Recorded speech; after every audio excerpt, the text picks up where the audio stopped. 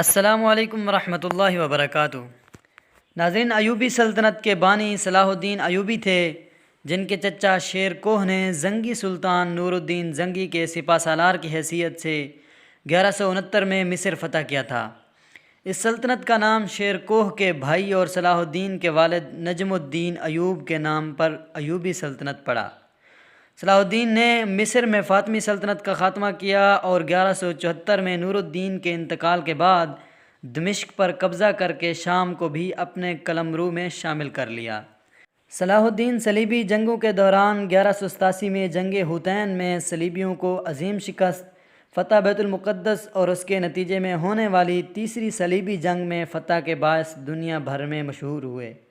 صلاح الدین 1193 میں انتقال کر گئے، جس کے بعد سلطنت ان کے بیٹوں کے درمیان بٹ گئی اور بالآخر 1200 میں صلاح الدین کے بھائی العادل پوری سلطنت کا قبضہ کرنے میں کامیاب ہو گئے۔ 1218 میں العادل اور 1238 میں الکامل کے انتقال پر پھر یہی صورتحال سامنے آئی۔ 1250 میں آخری ایوبی سلطان توران شاہ قتل ہو گیا اور اس کے مملوک غلام جرنیل ایبک نے بحری مملوک سلطنت کی بنیاد رکھی۔